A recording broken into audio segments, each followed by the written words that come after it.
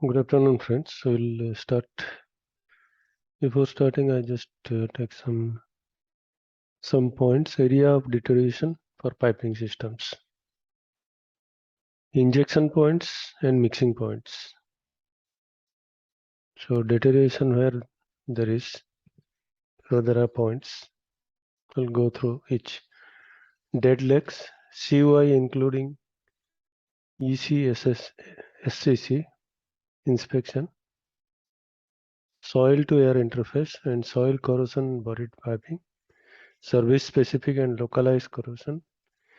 When we come to 571, we'll see everything. So don't worry too much. Stress corrosion cracking, soil to air interface and soil corrosion buried piping, service specific and localized corrosion, erosion and corrosion erosion, environmental cracking, corrosion beneath the lining of deposit, fatigue cracking, grip cracking, freeze damage, contact point corrosion. Brittle fracture is not normally integrated by inspection, but the owner user should aware of potential for brittle fracture or some materials of construction exposed to specific temperature and stress conditions and manage the risk of appropriately mitigating that.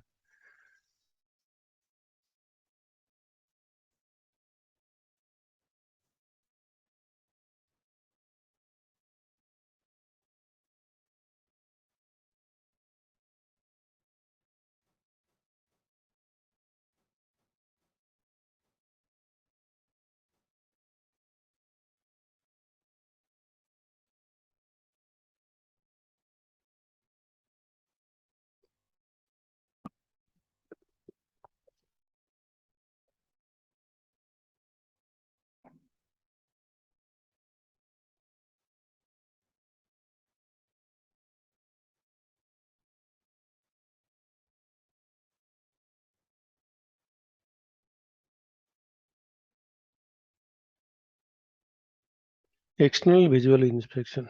External visual inspection is performed to determine the condition of the outside of the piping, insulation system, painting, coating system, and associated hardware, and to check the signs of misalignment, vibration, leakage, and corrosion product buildup or other debris noted in pipe support contact areas. It may be necessary to lift the pipe off such supports for thorough inspection. When lifting piping that is in operation, extra care should be exercised and consultation with the engineer may be necessary. Rarely doing this thing, but I had never seen.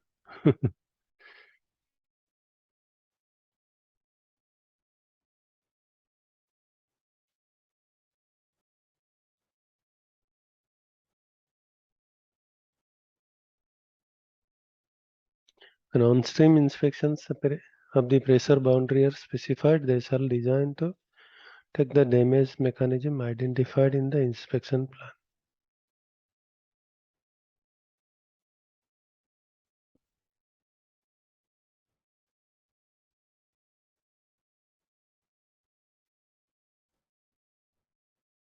Based on the support type configuration, screening techniques such as guided wave testing, EMET, or lamp wave inspection can be used to locate areas of interest for follow-up inspection.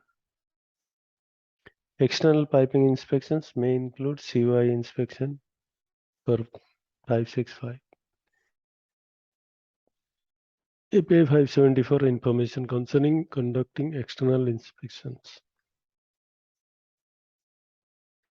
External inspections shall include surveys for the condition of piping, hangers, and supports. In instance of cracked or broken hangers, bottoming out of spring support shoes displaced from the support members, other improper restraint conditions that shall be reported and corrected.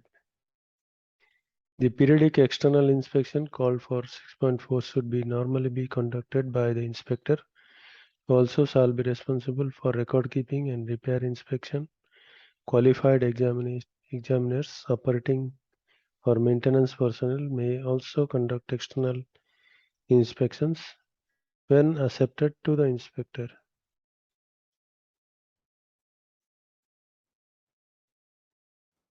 Vibrating piping and line movement surveillance.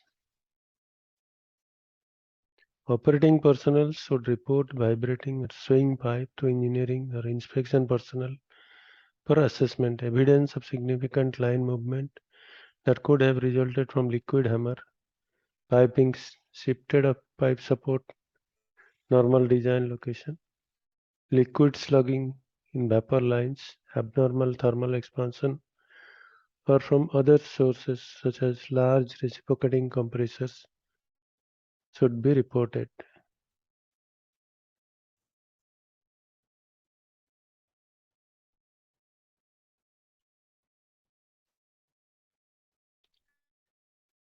Branch connections should receive special attentions, particularly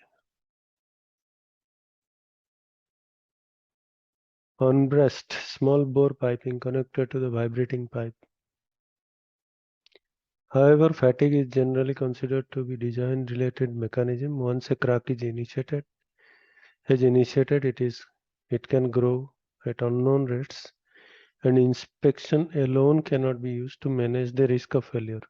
Typically, at this point, a fatigue crack is detectable.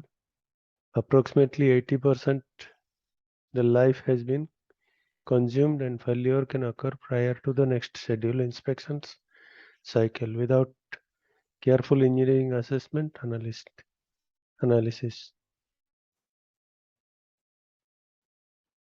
Supplemental inspection. Other inspections may be scheduled as appropriate or necessary. Example of such inspections include periodic use of radiography and or thermography to check for fouling and internal plugging. Thermography to check for hot spots in the refractory line system. Additional inspection up, after reported process unit upsets, verifying previously measured data for accuracy, inspection for environmental cracking, any other piping specific damage mechanism, acoustic emission, acoustic leak detection, and thermography can be used for remote leak detection surveillance. Areas susceptible to localized erosion corrosion should be inspected using visual inspection internally, if possible, or using radiography scanning of the areas with UT is also good technique and should be used if the line is larger than NPS 12.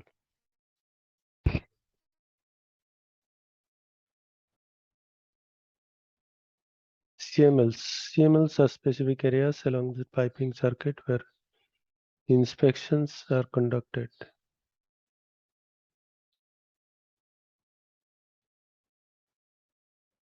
The allocation of CMLs are considered potential for service-specific damage mechanism. Localized corrosion as described in 574, API 571. Example of different conditions to be monitored at CMLs include wall thickness, stress cracking, CUI, and high temperature hydrogen attack. CML monitoring. Piping circuits subjected to higher corrosion rates, localized corrosion, will normally have more CMLs and be monitored more frequently. The minimum measured thickness of a CML can be located by ultrasonic scanning or profile radiography. Electromagnetic techniques also can be used to identify thin areas that may then be measured by UT or radiography. When accomplished with UT, scanning consists of taking several thickness measurements at the CML searching for localized thinning. The thinning reading or an average of special measurement reading taken within the area of examination point shall be recorded and used to calculate corrosion rates remaining live next inspection date in accordance with section 7. Thickness measurement should include measurement at each of the four quadrant of pipe and fittings with special attention to the inside and outside radius of elbows and tees where corrosion erosion could increase corrosion rates. As a minimum of a thinnest reading or an average of special measurement at each reading point at CML shall be recorded. CML should be marked on inspection drawings.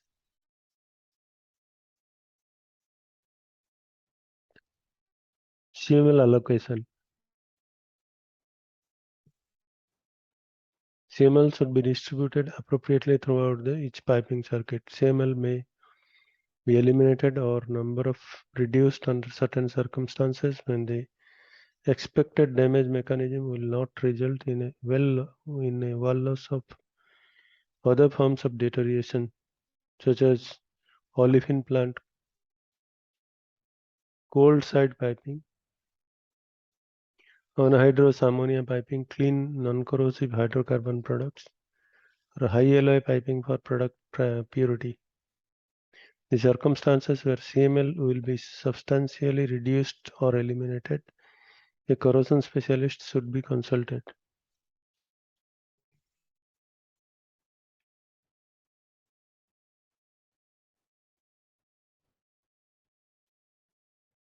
A number of corrosive processes common to refining and petrochemical units are relatively uniform in nature, resulting in fairly constant rate of pipe wall reduction independent of location within the piping circuit, either axially or circumferentially. More CML should be selected for corrosive piping system with any of the following characteristics.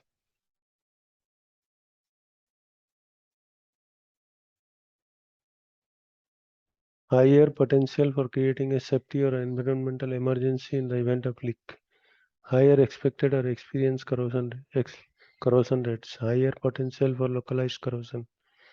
More complexity in terms of fittings, branches, deadlocks, injection points, and other similar items. Higher potential of CUI. Higher corrosion rate, thickness variability. Higher short, long range, or maximum average ratios. Higher degree of process variability, process parameters that will affect localized corrosion. Circuits with corrosion environment which have experienced unexpected failures in facility or elsewhere in the industry. Fewer CMLs can be selected for piping systems with any of the following three characteristics: low potential or creating a safety or an environmental emergency in the event of leak, relatively non-corrosive piping system.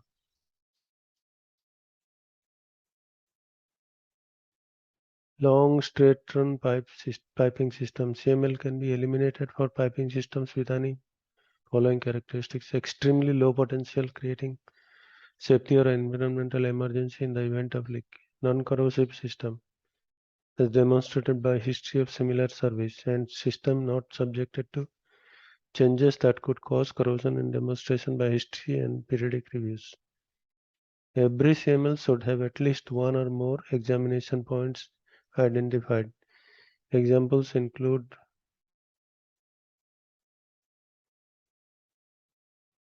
location marked on insulated pipe using paint stencils, metal stencils, or stickers. Holes cut in the insulation and plugged with covers. Temporary insulation covers fitting nozzles, etc. Isometric or documented showing CMLs. Radio frequency identification device RFID. Computerized monitoring buttons.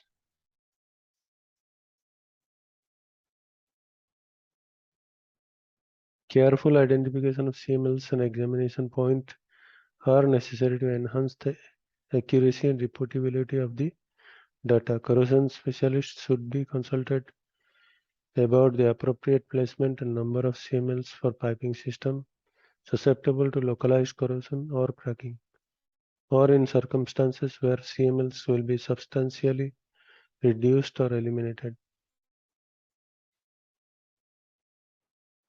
Condition monitoring methods.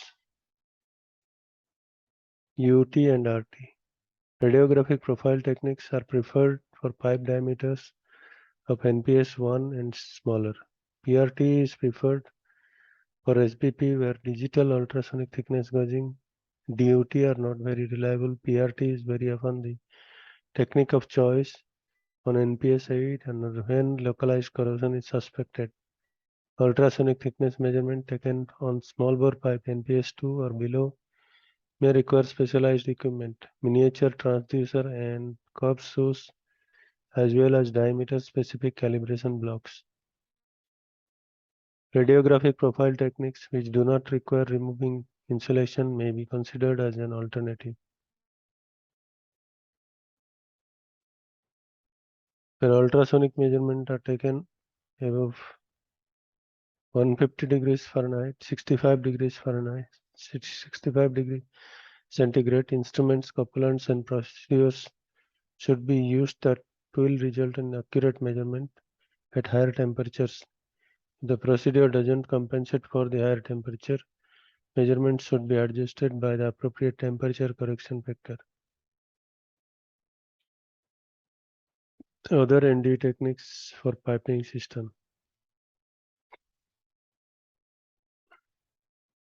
Thermography or determining the temperature of component, blockage, debris, sediment level, and flow verification. Guided wave examination for the detection of metal loss.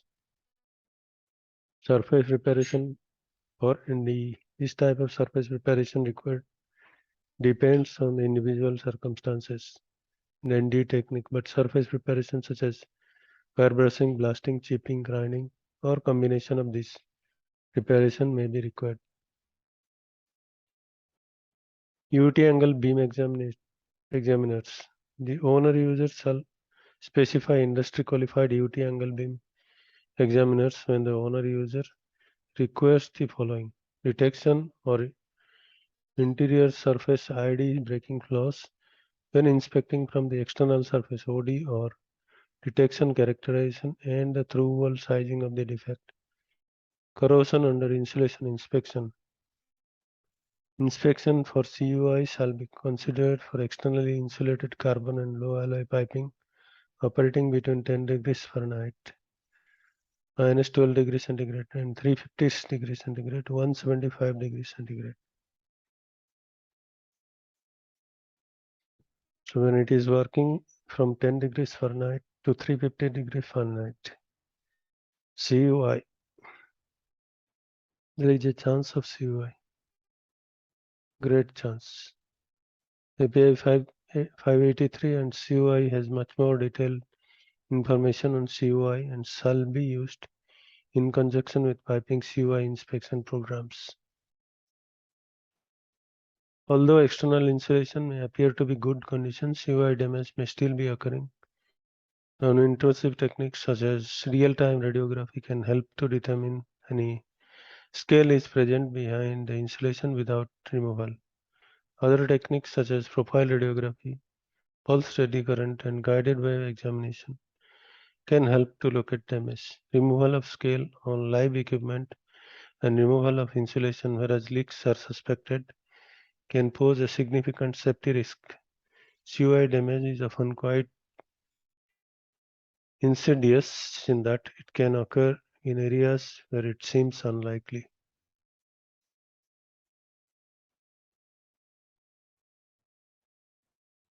Consideration of insulation removal include but not limited to history of CUI for specific piping system or comparable piping system, visual condition of the external covering and insulation, rust trends, biological growth, bulged weather jacketing, evidence of fluid leakage, drifts or vapors, whether the piping system are in intermittent service, condition, age of the external coating known, evidence of areas with wet insulation, potential for type of insulation to be absorbed more water, calcium silicate versus cellular glass, low point of sagging lines, bottom of vertical pipe, proximity to equipment that could increase the local humidity, cooling towers, areas where temperature regimes are moving into and out of CUI temperature range.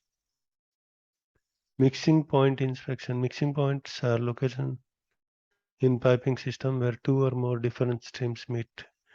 The difference in streams may be composition, temperature, and any other parameters that may contribute to deterioration.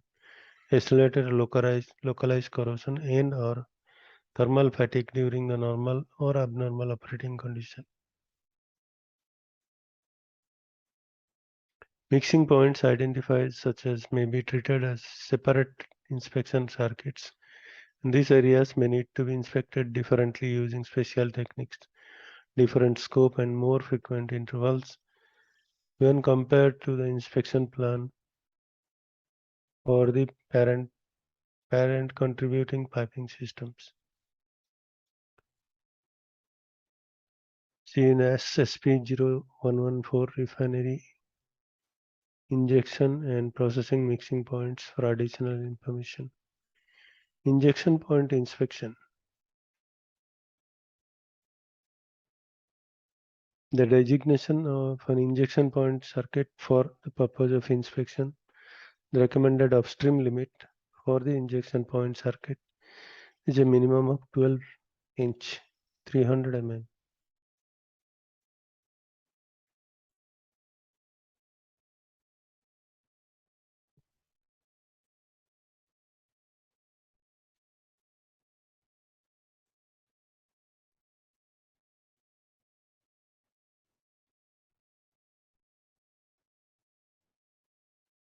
So injection piping circuit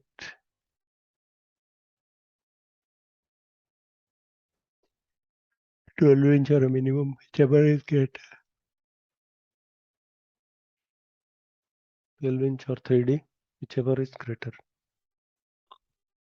So you can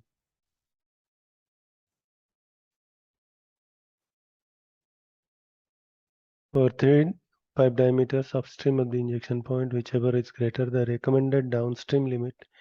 The injection point circuit is the second change in flow direction past the injection point, or 25 foot or 7.6 meter beyond the fast change in flow direction, whichever is less. In some cases, it may be more appropriate to extend this circuit to the next piece of pressure equipment.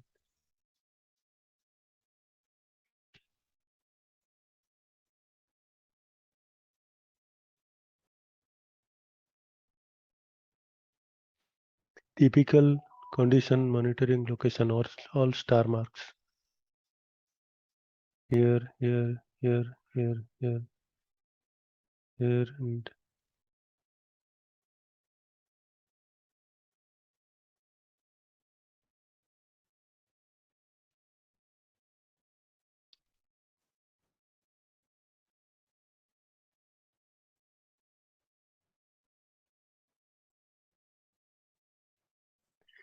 the selection of condition monitoring CMLs within injection point circuit subjected to localized corrosion should be in accordance with following guidelines. Establish CML on appropriate fittings within the inspection point circuit.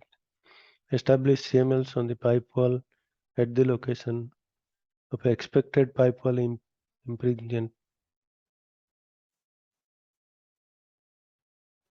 impingement of injected fluid. Establish CMLs at intermediate location along the longer straight piping within the injection point circuit may be required.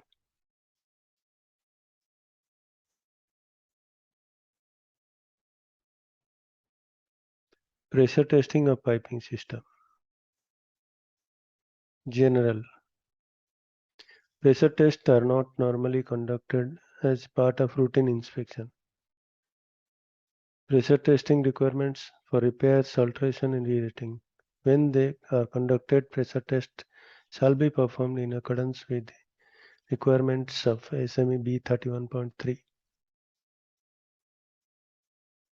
Pressure tests are typically performed on an entire piping circuit. However, where practical, pressure test of individual component sections can be performed in lieu of entire circuit.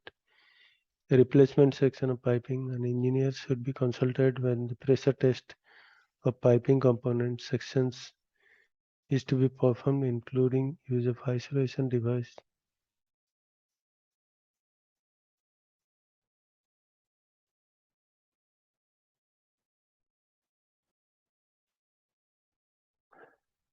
Pressure tests are typically performed in the entire piping circuit. When pressure tests are required, it shall be conducted after any heat treatment. So after heat treatment finished, not before, shall be conducted. Okay.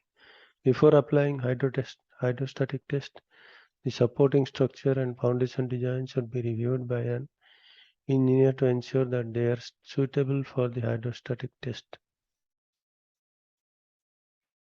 Test fluid. The test fluid should be water unless there is a possibility of damage due to freezing or other adverse effects of water in the piping system or the process incompatibility with the water. Unless the test water will become contaminated and disposal will present environmental problems. In either case, another suitable non-toxic liquid may be used. If the liquid is flammable, its plus point shall be at least 120 degrees Fahrenheit, 49 degrees centigrade or greater, and consideration shall be given to the effect of test environment on this fluid. Piping fabricated or having components of austenitic stainless steel should be hydrotested with a solution made up of potable water, deionized, demineralized water or steam condensate having total chloride concentration, not free chlorine concentration of less than 50 ppm.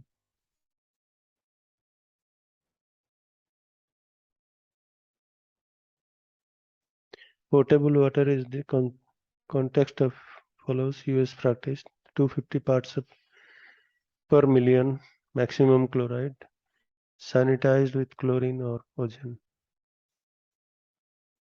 Sensitize. For sensitized austenitic stainless steel piping subjected to polythionic stress corrosion cracking, ESCC, consideration should be given using an alkaline water solution for pressure testing where accelerated corrosion of the sensitized region may issue NASRP 0170.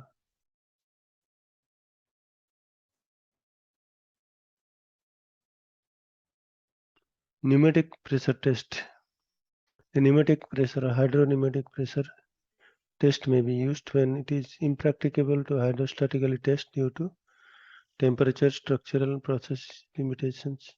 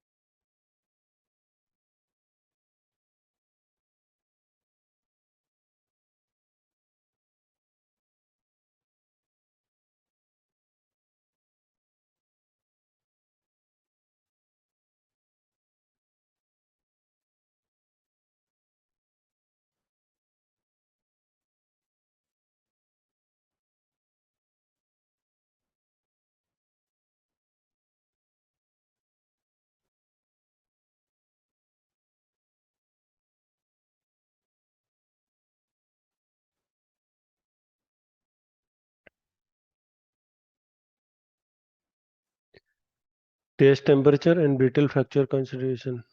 At ambient temperature, carbon, low alloy, and other steels, including high alloy steels embrittled by service exposure, may be susceptible to brittle failure.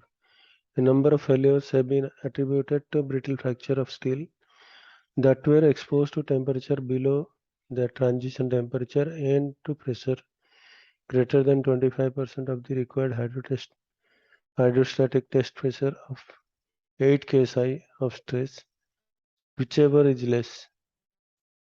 Most brittle fractures, however, have occurred on the first application of a high stress level, first hydrotest or overload.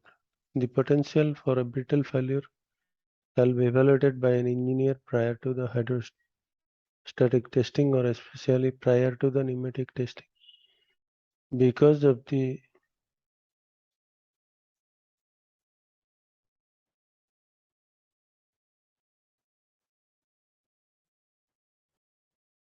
Potential of brittle failure shall be evaluated by an engineer prior to hydrostatic testing or especially prior to the pneumatic testing because of the higher potential energy involved.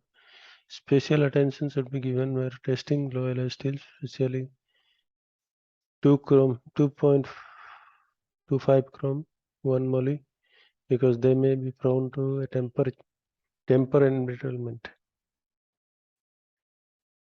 To minimize the risk of brittle fracture during the pressure test, the metal temperature should be maintained at least 3 degrees Fahrenheit, 70 degrees centigrade.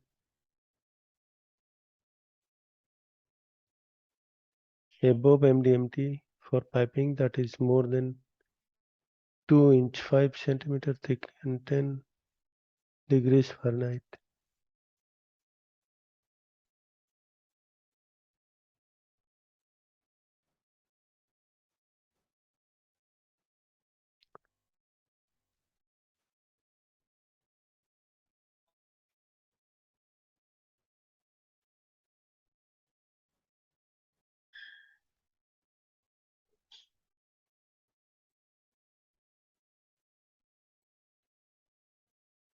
The test temperature need not exceed 120 degrees Fahrenheit, 50 degrees centigrade unless there is information on the brittle characteristic of the piping construction material indicating the higher test temperature is needed.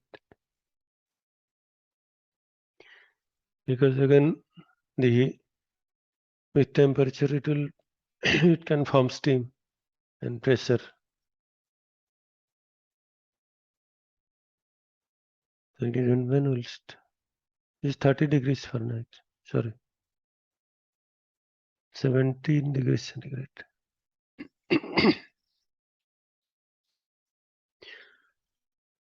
We'll stop here.